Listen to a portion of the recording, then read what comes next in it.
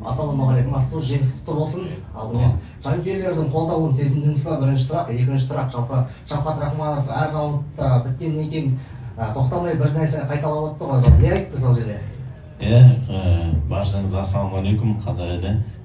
Мықты қолдау үлкен деңгейде бізде. Алдында Абу Дабиде де көрдіңдер қалай бізді қазақтар бір-бірімізді мықты қолдайтынымызды. Бізде көтерсе көкке көтереді, құлатса көміп жіберетін халықпыз ғой. Сондықтан мықты қолдау әдемі болды. Баршасына келгендеріне рахмет. Енді әр раундта не айтады Шахмат? Төбелес, мына ошибкаларыңды, раунд алған алмағаныңды бәрін енді жан дүниесімен балет етіп отырамыз ғой бір-бірімізге. Төбелес, өзің төбелескендей боласың ба? Сондықтан сондай ол. Ал біздің Асу Алмабаев пен Бекзат Алмаханның толық жекпе-жегін Телеграм арнамнан көре аласыңдар. Сілтемесі осы бейненің төменгі жағында. Асу, жеңісің құтты болсын, еміншіден. Сен Бекзаттың жекпе-жегін көрдің бе? Рекзор Россия отыр. Содан кейін күнде тұрмыз болды. Бекзаттың жекпе-жегін дәл көз алдында отты, кішкене көңіл күйім түсіп, өйткені әрбір радиоканалда телевизор болады. Қарағым келмесе де былай көріп қоя беремін де, сонда да бәрібір бауырым ғой. Қолдайық, осындай кезде қолдамағанда қашан қолдаймыз. Егер осы жерге жетудің өзі, октагонға кірудің өзі адамға кәдімгідей жүрек керек. Бекерден кіре бермейміз. Бізде айтып отыр ғой, қазақтар көшпенді халықпыз, намат халықпыз деп. Әр салмақта 2-3 қазақтан болсын. Бізде көшпенді емес, өсек айтатын халық болып кеттік қазір. Сондықтан әр салмақта басқа ұлттарды көрсең, әр салмақта конкурент бразильстер, басқалар. Бізде 2-3 қазақ, соның өзін бірақ жерден алып жерге саламыз. Осы жерде мен айтайық, после матча деген нәрсе бар кезде сен ешқандай үндеу жасаған жоқсың, вызов тастап осы нәрсені айттың. Неге сен келесі жекпе-жегін сұрамайсың сол UFC-дің? Мынаны бердім деп. Келесі жекпе-жекке 6 декабрьға егер де біреу травмалық болатын болса, дайынмын. Жақсы, рахмет. Как часто ты работаешь над этими удушающими, чтобы использовать их в бою? Ну, у нас ММА это смешанное единоборство, там только отдельно на одну точку там не уделяем внимания. Да, у меня моя сильная сторона это борьба, грэпплинг. Грэпплинг стараюсь постоянно делать в спаррингах, если попадется, не отпускать, экспериментировать. Над этим сабмишном ты работал, или просто так получилось во время боя? Ну, я именно на тренировках гильотину делаю, но специально вот ему делать у меня не было задания. Я думал, спину у меня в основном получается со спины, вот этот бэкмон беру, оттуда болевой у меня самый короткий, да? Но здесь как попался и сразу сделал первым, когда в Абу-Даби дрался, у меня один момент был, хотел на ногу болевой сделать. Ну, я в грэпплинге чуть-чуть шарю. Много казахов здесь было на арене, наверняка ты слышал, как они за тебя скандировали. Вообще, что для тебя получать эту поддержку, поскольку они не только все здесь, но и вообще в мире очень много казахов, которые за тебя болеют? Ну, это очень приятно. Каждому человеку приятно, который, если купили билет, прилетели из Казахстана, посмотреть наши бои, это очень для меня это важно, для каждого спортсмена, находящегося здесь. Именно 2 казаха здесь дрались. И в Абу-Даби так было, и здесь также. Билет взять в свое золотое время, самое ценное сейчас, что это время. И вот это купили свое время, прилетели, посмотреть, болеть. Каждому огромное спасибо, только благодарность. Асудай, жеңіс құтты болсын. Жаңағы бір сөзіңде өзің айтып қалдың, 6 желтоқсанда біреу жарақат алпаса дайынмын дегендей. Одан асықса емес па, келесі жылы бір асықпай, оразаға шейін бір төбелес алған дұрыс емес па? Қазақта сөз бар, бие сұрасаң түйе береді дейді. Сұрай беру керек қой.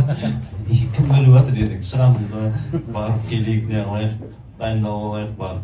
Бірақ үміткер екенімізді, ниетіміздің бар екенін сол темірден, сол заттан айтып өтіп, көрсетіп кету керек. Керемет.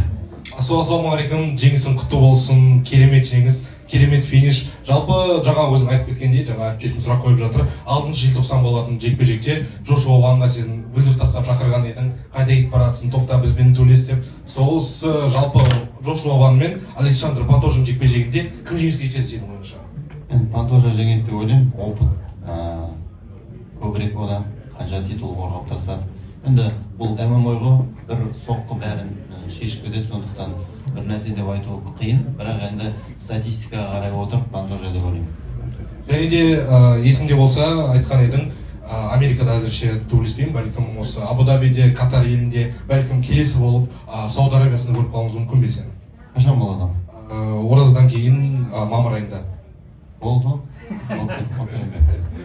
Және де соңғы сұрақ, өзің командаң Дартим командасы қазір Алматыдан тікелей эфирде осы жекпе-жекті қарап эмоциялармен бөліскен еді, бәлкім командаңмен хабарластың ба, бәлкім Айдар Болатовичпен де хабарласып әңгіме айтқан сәттер болды ма? Иә, Айдар Болатович ағаймен хабарласып қазір сөйлесіп болдық. Біріншіден ата-анаммен сөйлестім, үйдегілермен сөйлестім. Сөйлесу керектердің бәрімен кезек-кезек сөйлесіп отырық, телефон қосылып жатыр. Және соңғы сұрақ, сен өзің келесі жекпе-жекте кіммен шыққың келеді, себебі қандай да бір вызов болған жоқ, ал қазір дивизион қозғалып жатыр, бірінен соң бірі Джошуа Ван мен Пантожа бар, Манель Капа бар, Брэндон Ройлмен төбелесетін. Бәлкім сенде өзіңе қандай да бір примета қылып алып қойған жауынгер бар ма? Қазір осы жылдың аяғына дейін бәрі бір-бірімен төбелесіп алсын, соның арасынан біреуін шақырамыз. Болмаса мені шақырады, шығамыз.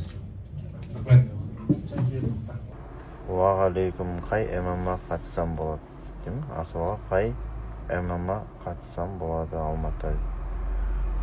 Алматыда көп қой залдар. Сақ бар, Дартим бар, Триумфайт бар. Мен білетін, мен білмейтін де біраз залдар бар. Шафқат шықпай ма дейді. Шафқат жылдың аяғында ма? Енді нақты ол туралы информация жоқ. Шафқат прямой эфирға кіріп жатса, былай өзі жауап береді деген ойдамын. Біреудің орнына жауап бермей қояйын. Камараныч, Квачаны түсінбедім бауырым. Дұрыс асық болу керек дейді. Ассаламу алейкум дейді. Ва алейкум ассалам, Таджикистан, Бапеш. Бәрі жақсы, Азатпен шығып қалмайсыңдар ма? Жоқ, Азат екеуміз бір салмақта болғаннан кейін бір елдің несіміз ғой, бір ол үшін бір салмақта көп адам болу керек қой, бір-бірімізбен шығып қалу үшін. Біз өзіміз екі-ақ қазақпыз әзірше. Асу, салам алейкум, Чечня, ассаламу алейкум. Әліби қайда дейді. Дәл қазір енді баламмен отырмын, Әліби үйінде шығар. Ва алейкум. О, Абушка, ассаламу алейкум, жеңіс құтты болсын. Абу, Бадам. Ассаламу алейкум да Абуға. Ассаламу алейкум. Абу, чемпион Қазақстан болды.